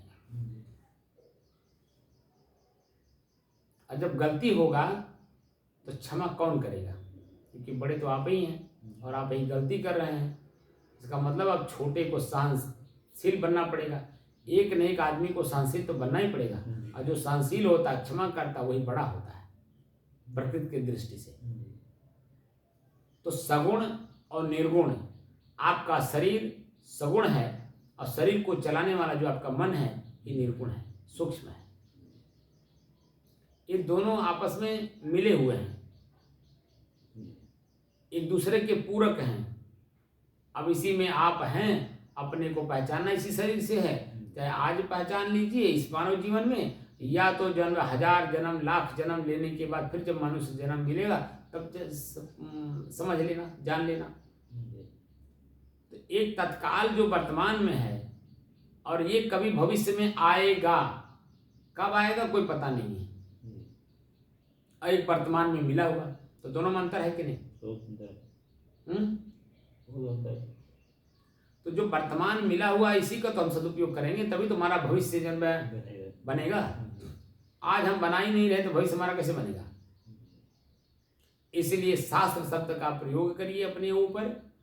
हम जो भी देख रहे हैं, जो भी सुन रहे हैं, जो भी बोल रहे हैं, उसमें आप प्रश्न लगाइए, क्या देख रहा हूँ, क्या सुन रहा हूँ, क्या बोल रहा हूँ।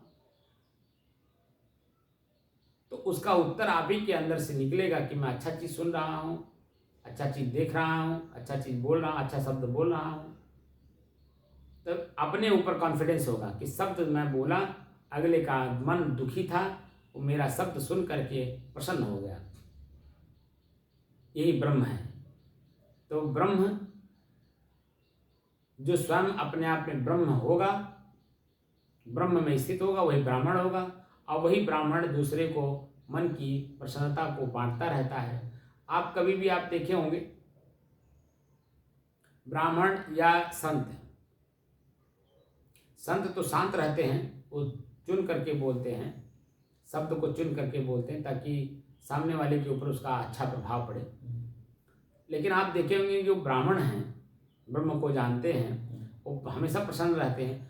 आप उनके पास जाते हैं कोई पीड़ा लेकर के, बिटिया बियाह नहीं होत बा, कौने गुण से रह जात बा, भविष्य बता दे, हाथ देख ले, हमारा समस्या समाधान कर दीजिए, बियाह होना है वहाँ चल करके बियाह करा दीजिए, कथा सुनना है कथा सुना दीजिए, भागवत सुनना है भागवत सुना दीजिए।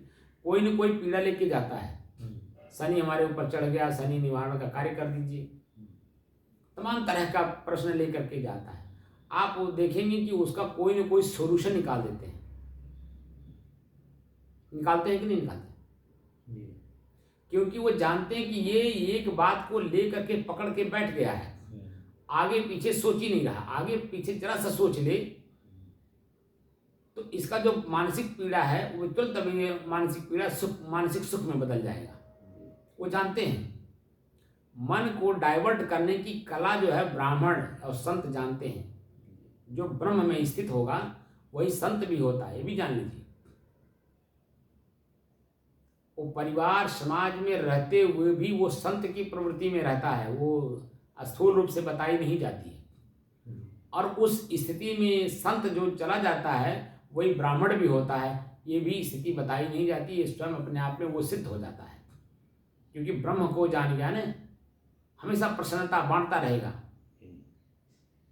कथा प्रवचन हम लोग क्यों करते हैं? अगर कथा प्रवचन ना करें हम लोग तो मन में जो आपके प्रश्न है उस प्रश्न का उत्तर कैसे ढूंढेंगे?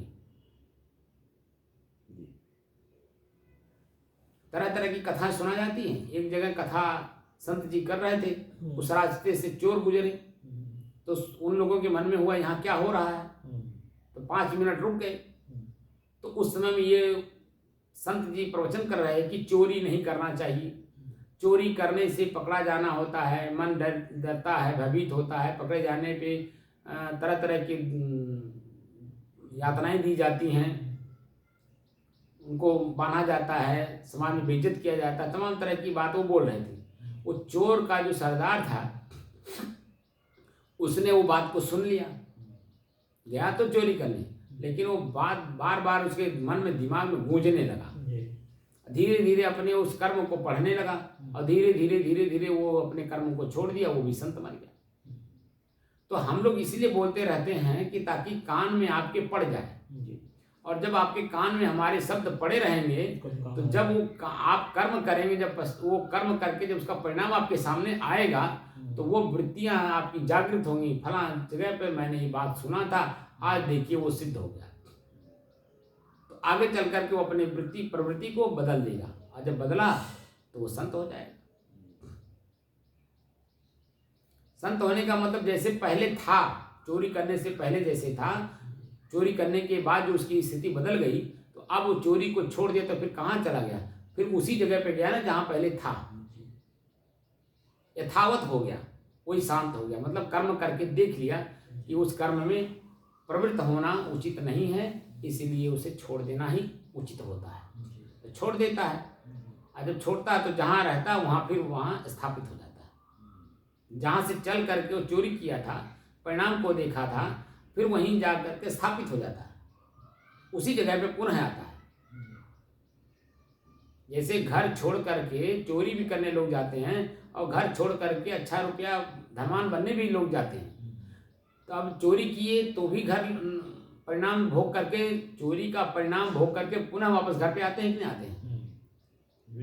भले वहाँ पकड़े गए हों, जेल हुआ हो, जो भी हुआ, 10 साल 20 साल 50 साल जेल में भी रहे हों, लेकिन उस परिणाम को भोगने के बाद पुनः लौट करके अपने घर में ही आते हैं कि नहीं आते हैं?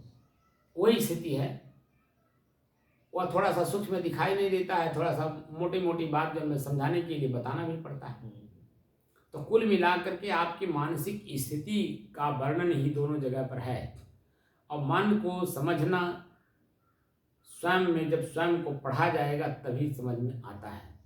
और स्वयं में स्वयं को जो पढ़ा होगा वही स्वयं को पढ़ा भी पाएगा। बाकी तो शब्दों को पढ़ना, किताबों को पढ़ना, ये तो सभी लोग आज कर ले रहे हैं, लेकिन स्वयं को स्वयं के द्वारा नहीं पढ़ रहे हैं, जो स्वयं अपने आप में एक किताब स्वयं हैं। स्वयं में स्वयं एक किताब हैं और स्वयं की किताब को स्वयं में नहीं पढ़ा जा रहा है, इसीलिए हम लोग दुखी हैं और पीड़ित हैं। जिस दिन स्वयं का किताब स्वयं में पढ़ना शुरू कर देंगे, बाहरी किताब पढ़ने की जरूरत ही नहीं, स्वयं आप एक किताब खुद लिख देंगे। जो लिख रहे हैं इसे लिख ही रहे, पढ़ करके भाई जो लिख रहे हैं वो भी तो वही तो अपने आप को पढ़े तभी तो लिख रहे हैं, लेकिन वो उनका अपना व्यक्तिगत अनुभव है ना। जी, तो अनुभव तो लिखते हैं सभी लोग, वही तो कह रहा हूँ। तो अनु माने पीछे, भव माने उत्पन्न होना।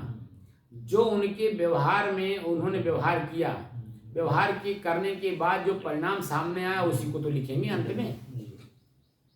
व्यवहार करते समय किताब पूरी नहीं होती है, व्यवहार कर लेने के बाद उसका परिणाम सामने आ जाता है तब किताब बनती है।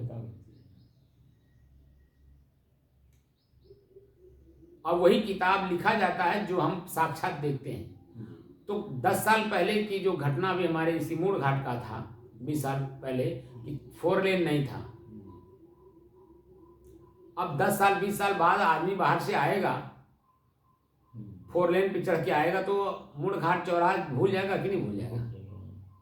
क्योंकि जो स्थिति 20 साल पहले थी वो स्थिति आज 20 साल बाद नहीं है, बदल गया है। ऐसे ही कोई भी काम आप करने चलते हैं तो उस काम का परिणाम जो पहले आया था वो अब नहीं आएगा। आज वो परिणाम नहीं है, वो बदल जाएगा। और आज जब शुरू करेंगे तो आगे आने वाले समय में वो परिणाम उसका बदला हुआ मिलेगा। तो जो वर्तमान की स्थिति है उसको भी तो पढ़ना जरूरी होता है। तो वर्तमान की स्थिति तो हम पढ़ते नहीं, भूत और भविष्य को पढ़ते हैं, इसीलिए हम दुखी रह जाते हैं। तो वर्तमान की स्थिति जब पढ़ते हैं तो जो कल्पना करके हम उस पॉइंट पे गए हैं, वो कल्पना वहाँ हकीकत में जब बदलता है तब कुछ का कुछ दिखाई देता है। बात को समझे कि नहीं आप? इसलिए हमेशा 24 घंटा हमेशा प्रत्यक्ष रूप में प्रेजेंट में रहिए, यानी वर्तमान में मन को रखिए। तो मन वर्तमान में तभी रहेगा जब शांत स्थिति में रहेगा तब। जब मन में कोई शब्द नहीं रहेगा, शांत स्थिति में रहेगा, तो वर्तमान को पढ़ता रहेगा। अब वर्तमान को पढ़ करके तुरंत बात को बदलना, कार्य को बदलना, वो तुरंत बदल देगा। और जैसे बदला उसका अर्थ, भाव, क्रिया, परिणाम सब बदल जाएगा, क्योंकि उसको मालूम है कि शांत स्थिति में रहना चाहता है। इसीलिए कर्म करता भी है तो कर्म में भी वही जान के करता है कि इसमें हमारा परिणाम हमको ये लेना है कि हमने कर्म किया ही नहीं है।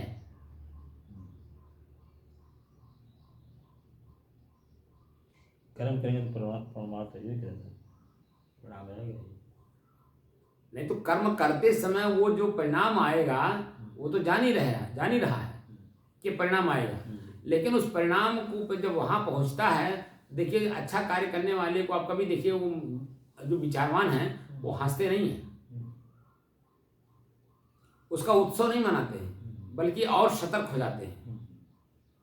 क्योंकि जिस पॉइंट पे मैं आया हूँ ये बड़ी सकरी रास्ता है और इसे फिर बना करके रखना, क्योंकि सकरी रास्ते के ऊपर है, गुना सकरी और जरा सा भी चूक हुए तो नीचे गिर जाएंगे। जैसे घड़ी है, घड़ी जब 12 बजे से ऊपर चलती है तो सीधे 1 पे आ जाती है, चलती कि नहीं आती? ऐसे ही अगर आप बना करके रखेंगे, वो तो प्रकृति के नियमों में है, वो तो अलग बात है, लेकिन आप अपने आप को अगर बना के रखेंगे तो आपका जीवन भर पूजा होगा उसी को बनाए रखने के कारण। जैसे कोई गायक है, ठीक है, कोई भजन गायक है, कोई बिरहा गायक है, कोई खेती करने वाला किसान है, कोई नौकरी करने वाला नौकर है, कोई बिजनेस करने वाला बिजनेसमैन है। तो जो कार्य करता है जिसका परिणाम उसको दिखाई दे रहा है, उस कार्य को जब बार बार करता है तभी तो उसी के नाम से पुकारा जाता है। कर्म के आधार पे उसका नाम पुकारा जाता है, क्योंकि वो उसी में वो प्रसिद्ध मतलब सिद्ध हो गया और उसकी सिद्धि उसको प्रसिद्धि देती है। बात समझ रहे हैं? तो जैसे मन से आप कार्य करेंगे उसी का परिणाम आपके सामने वो उपस्थित होगा। कि दिन भर आप जो है कार्य तो करते हैं, लेकिन दिन भर कुछ न कुछ सोचते रहते हैं उटांग पटांग, तो शाम को जब घर लौटते हैं तो देखिए आपका मन भयभीत रहता है। लेकिन काम करते समय जब आपका मन वहीं रहता है तो गलती होती तो तुरंत सुधार लेते हैं, तो शाम को मन आप देखेंगे कि हल्का रहता है, दबाव में नहीं रहता है, पश्चाताप में नहीं डूबता है, क्योंकि जैसे गलती हुई समझ में आए तुरंत आपने उसको गलती को सुधार लिया, तो मन हल्का रहता है कि नहीं? तो कुल मिलाकर के सूक्ष्म स्थूल से सूक्ष्म, सूक्ष्म से सूक्ष्मोत्तर और सूक्ष्मोत्तर से सूक्ष्मोत्तम में जाने का कला अध्यात्म सिखाता है। और इसी कला को हमारे आध्यात्मिक लोग, हम आप सभी लोगों को चाहते हैं कि ये लोग भी परिपूर्ण हों, लेकिन हमारी मनोवृत्ति उतनी ऊंची है नहीं, इसलिए उन्हें हम बुरा भी मानते हैं, भला भी मानते हैं, अच्छा भी मानते हैं। तो कुल मिलाकर के अन्न ही ब्रह्म है, यानी शरीर को जब हम शरीर अन्न देते हैं, वैसे भी आप देखिए कि जब भूख लगता है तो शरीर सिकुड़ जाती है, और जैसे अन्न पाता है तो शरीर प्रफुल्लित हो जाता है, आनंदित होता है। यही ब्रह्म है।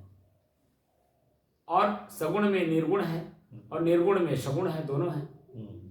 तो जब सगुण जो उपासक लोग थे, मंदिरों में जो हत्याएं होती थी, तो निर्गुण लोगों ने पढ़ा, अपने ही कर्म को पढ़ा, तो उसकी आलोचना की, तो अब देखिए वो सिर्फ उसी स्थान तक सीमित रह गया, बाकी जगह वो चीजें नहीं है। नहीं तो पहले जो में जहाँ भी वो लोग जाते थे उनके शिष्य लोग भी वही काम करते थे, लेकिन अब सिर्फ वही मंदिर तक सीमित रह गया, क्योंकि वो मंदिर बना ही उसी सिद्धांत पे है। इसलिए उसी सिद्धांत को अगर वो पालन नहीं करेंगे तो हल्के हो जाएंगे।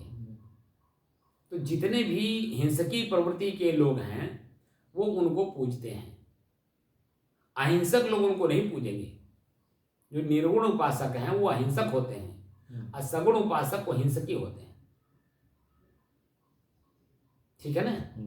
तो निर्गुण उपासक जो है वो हिंसा नहीं करते हैं, न करने की प्रेरणा देते हैं। इसीलिए हम लोगों का कर्तव्य बनता है कि कोई भी काम करें तो पहले अपने मन को टटोल लें, मेरा मन प्रसन्न है, आनंदित है, सुखी है कि दुखी है, क्या है, और काम करने जा रहे हैं, मन हमारा पकड़ रहा है कि नहीं पकड़ रहा है, उसका जो वास्तविक स्थिति है उसे वो जान रहा है कि नहीं जान रहा है। अगर जान रहा है तो उसको बदले, अगर खराब हो तो उसको अच्छा में बदले, और अच्छा अगर है तो अच्छे में और अच्छा बना करके प्रस्तुतिकरण करने का कला सीखिए। अच्छे में भी और भी अच्छाई घोलने की जरूरत पड़ती है जी। जितना ही उसमें आप अपने मन लगाएंगे उतना और अच्छा होता है। इसलिए जो है अपने आप को ही पढ़ना है, अपने आप को ही जानना है, और अपने आप को अपने आप में ही समाहित करना है। और जिस दिन आप अपने आप में समाहित कर लेंगे, सारी बुराइयों से छूट गए, ना वहाँ मोह है, ना वहाँ द्वेष है, ना राग है, ना द्वेष है, ना ईर्ष्या है, ना जलन है, ना काम है, ना क्रोध है, ना लोभ है, ना मोह है। कुछ भी नहीं है, जैसे आप थे वैसे रह गए। वहाँ आपके दया क्षमा संतोष भी नहीं है, एकदम जैसे थे वैसे हैं।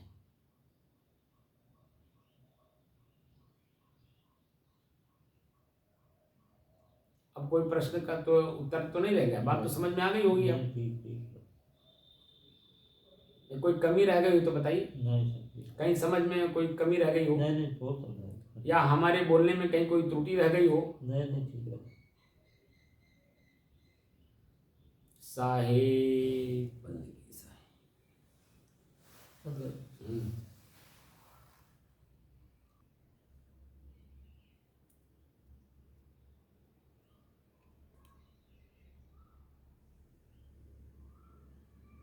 प्रकाश देगा तो तेल प्रकाश नहीं ना है, तेल प्रकाश का सपोर्टर है। उसी तरीके से सपोर्टर है। हाँ, उसी तरह से श्वास जो है आवाज का सुनना। शब्द का सपोर्टर है, क्योंकि श्वास हम आंख बंद कर लिए, मुंह बंद हो गया, और जब मुंह बंद हो गया तो श्वास अपने आप में जा रहा है, वो कहाँ शब्द निकल रहा है, नहीं आ रहा ना। सांस तो जाएगा, चाहे मतलब बोले तो भी ना बोले तो भी, लेकिन ये दो रास्ते जाते हैं। सपोर्टर है, जैसे ये शरीर का जीवन ही श्वास है, जीवन श्वास है। हाँ, इसीलिए सहज है। जी, इसीलिए सहज है। और जितनी चीजें आप बाहर मिलाएंगे, जैसे त्राटक करेंगे तो कोई बिंदु सामने देखेंगे, वो सहज नहीं, वो असहज हो जाएगा। ज्योति देखेंगे तो आप जो है असहज में चले गए। कोई भी क्रिया जब होगी वो असहज में स्थिति में होगी, और सहज हमारा श्वास चल रहा है। सहज तो श्वास को जब पढ़ने लगेंगे तो अपने आप को पढ़ने का मौका ज़्यादा है, लेकिन अपने आप को पढ़ने के अलावा दूसरे चीज़ को जब पढ़ेंगे, जैसे मान लीजिए हम दीपक को देख रहे हैं तो त्राटक मुद्रा हो गया, ज्योति देख रहे हैं तो त्राटक मुद्रा हो गया, एक क्रिया हो गई। तो हम उसके बारे में ज़्यादा, जैसे आँख बंद किए तो पहले अंधकार दिखाई देगा, तब प्रकाश दिखाई देगा, जब अंधकार और प्रकाश खत्म हो जाएगा तब धीरे धीरे एकदम क्लियर होगा, तब कोई एक तारे की तरह टिमटिमाता हुआ छोटा सा जन में आपको बिंदु दिखाई देगा। तो अब वो बिंदु, अब उसमें आप परिमार्जित आगे बढ़ने लगेंगे, बिंदु छोटे से बड़ा होने लगा, नज़दीक हो रहा तो बड़ा होता जा रहा, बड़ा होता जा रहा, बड़ा होता जा रहा, बड़ा होता जा रहा। वही बिंदु जो है, सफ़ेद जो बिंदु दिखाई दे रहा था, वो आप धीरे धीरे धीरे धीरे धीरे बड़ा होता चला जा रहा। हाँ, उससे लाभ है कि आपके अंदर में क्रोध, लोभ, मोह, राग, द्वेष, ईर्ष्या, जलन, प्रसन्नता, दया, क्षमा, संतोष, धैर्य, विचार, ये सब तो नहीं रहेगा, लेकिन आपकी जो दृष्टि है वो बदल रही है। स्वयं को पढ़ने के बजाय आप बिंदु को पढ़ रहे हैं, हट रहे हैं, तो स्वयं से हट जा रहे हैं। और स्वयं को जब हम श्वास पढ़ते हैं तब प्रति श्वास जब हम पढ़ते हैं ना, हर श्वास पढ़ते हैं, जो श्वास हम अंदर ले रहे हैं, अंदर से बाहर छोड़ रहे हैं, हर श्वास को पढ़ते हैं। श्वास में राम है, श्वास वही तो राम, मतलब राम शब्द का अर्थ भी मैंने बताया था। रम और घम शब्द से, धातु से ही राम शब्द बना है। रम शब्द का अर्थ होता है रमण करना, उसमें रम जाना, उसमें लीन हो जाना। घम शब्द का अर्थ होता है आकाश। दूसरा अर्थ होता है, संत महात्मा लोग जिस आकाश तत्व का ध्यान करते हैं उसे घम कहते हैं। तो राम शब्द में रम और घम दोनों धातु जुड़ा हुआ है। रमना भी है और घम माने आकाश, माने अपने आप को आकाश की तरह खाली भी करना है। आकाश का मतलब होता है वहाँ खाली जगह, वहाँ कुछ भी नहीं है, ना वहाँ पहाड़ है, ना वहाँ जमीन है, ना वहाँ समुद्र है, ना वहाँ जंगल है, एकदम खाली जगह को कहते हैं। तो आपका मन मस्तिष्क जो है खाली है एकदम, ना वहाँ अच्छाई के रूप में दया, क्षमा, संतोष है, ना बुराई के रूप में काम, क्रोध, लोभ है, एकदम साफ, स्वच्छ और निर्मल है। तो वही स्वच्छ और निर्मल हमारी वृत्ति बदल गई है, बहुत जन्मों से बदली हुई है, काम में, क्रोध में, लोभ में, ईर्ष्या में, जलन में, प्रसन्नता में, इसको मान पर जब परिमार्जित भी किए तो दया में, क्षमा में, संतोष में, धैर्य में, विचार में, विवेक में, कहीं न कहीं किसी न किसी चीज़ में हम लोग उलझे हुए हैं। अब स्थिति ये आ गई कि अब दोनों को खाली करना है। आकाश का मतलब होता है दोनों चीज़ें नहीं होगी। वह तो जैसे आकाश खाली जगह है तो जो चीज़ें आती है दिखाई देने लगता, तो उससे हम लोग बचने का प्रयास करते हैं कि नहीं। आंधी आ रही है दिखाई दिया तो हम लोग जन्म कहीं ना कहीं किसी न किसी रूप में अपने आप को बचाने की कोशिश करते हैं। बारिश आ रही है उससे भी अपने को आपको बचाने की कोशिश करते हैं। ठंडी आ रही है तो उससे बचाने की कोशिश करते हैं। कोई जानवर उसी में आ रहा है तो कैसा है वो जानवर, उससे बचने की कोशिश करते हैं। नख वाला है कि सींग वाला है कि दांत वाला है, कौन जानवर है, तो उससे बचने का उपाय ढूंढते हैं। क्योंकि वो आकाश में ही चल रहा है। पक्षी कौन सी है, कौवा है कि चील है कि गीद है कि अन्य पक्षियां हैं, उसी में तोता भी है, उसी में मैना भी है, उसी में वो छोटी वाली क्या बोलते हैं उसको, छोटी जो होती है फुरगुद्दी, फुरगुद्दी जो होती हैं फुर फुर उड़ती रहती है, उसको फुरगुद्दी इसीलिए कहा जाता है। तो वो कौन सी चीज़ें हैं वो सब दिखाई देता है। तो उसके साथ हमारी मनोवृत्ति भी बदल जाती है। जैसे आँख ने देखा हमारी मनोवृत्ति बदली, तो जैसा दृश्य होगा वैसा हमारी वृत्ति बनेगी। तो हम अपने आप को अब खाली करें तो आँख बंद करना पड़ेगा। इसीलिए जो सभी जगहों पे लिखा है आँख नाक कान सब बंद करिए, तभी तो आकाश तत्व में आप जा पाएंगे, तभी तो अपने आप को जो अंदर भरा हो उसको खाली कर पाएंगे। हम उधर खाली भी कर रहे हैं उधर फिर भर भी रहे हैं, उधर खाली भी कर रहे हैं उधर भर भी रहे हैं। तो ये स्थिति हमारी अनादिकाल से चली आ रही है। इसीलिए आप देखिए सूरदास जी ने, सूरदास जी का प्रज्वलन उदाहरण है। सूरदास जी पहले अंधे नहीं थे, उन्होंने किसी औरत को देख करके आकर्षित हुए। आकर्षण जो उनको बुराई के रूप में जब बदला तब उन्होंने कहा यार ये जो हमारी जो स्थिति बदल रही है ये आँख के कारण बदल रही है। उन्होंने क्या किया, अपने आँख को अपने फोड़ लिया। ना रहेगी आँख ना हम देखेंगे, ना आकर्षण होगी ना हम उसके पीछे पीछे दौड़ेंगे। यही स्थिति है ना तो सूरदास जी की। सूरदास पहले अंधे नहीं होते हैं, सूर नहीं होते हैं, वह स्वयं अपने आप को सूर करते हैं, यानी आँख को बंद करते हैं। ना रहेगी बांस ना बजेगी बांसुरी, ना आँख रहेगा ना दृश्य देखेंगे ना आकर्षण होगी। तो काम वासना जो जगती है वो आकर्षण से क्योंकि आँख का रूप है। आँख देखा रूप बन गया, दृष्टि बदल गई। इसलिए जो है हमको आपको ये कर्तव्य हमारा आपका बनता है। जो हमारी साधना है ये एक्चुअल साधना है अपने आप को खाली करने का, जिसको कहते हैं वासना निवृत्ति का मार्ग है ये। तो हम आपके अंदर में जो वासनाएं हैं इन वासनाओं को बिना देखे बिना जाने बिना समझे कैसे निकालेंगे। देख कर जानकर और समझ कर निकालना है। और जब देख कर जानकर समझ कर निकालेंगे तो दोबारा आने नहीं देंगे।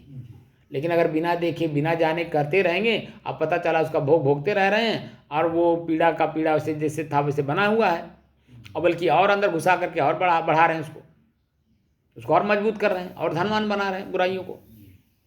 तो इसलिए देखिए, जानिए और समझिए। रखने लायक हो तो उसको रख लीजिए और नहीं तो उसको फटक दीजिए, पछोड़ दीजिए।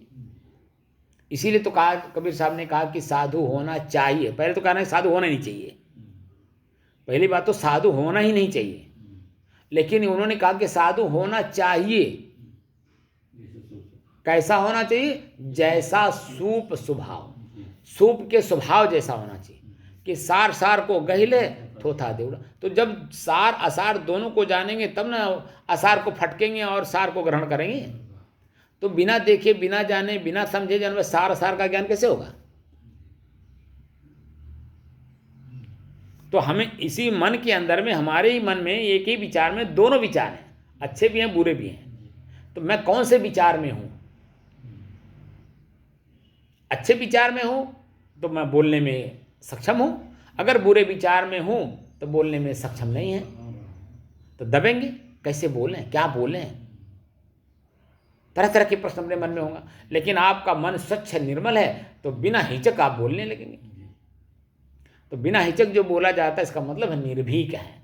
निर्भीकता का मतलब है कि आपके पास अच्छाइयों का भंडार है, बुराई उसमें है ही नहीं।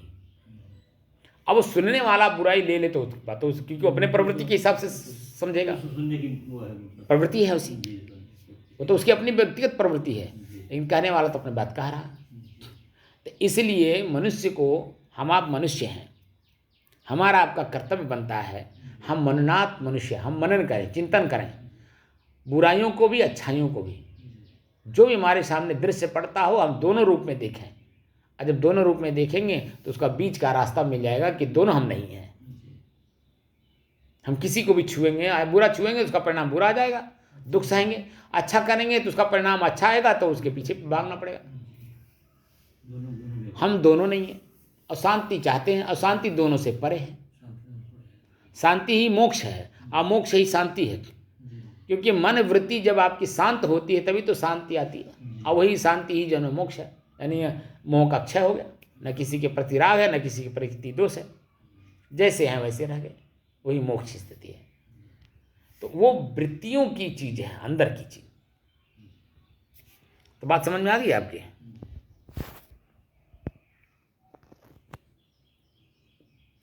और कोई प्रश्न तो नहीं है आप?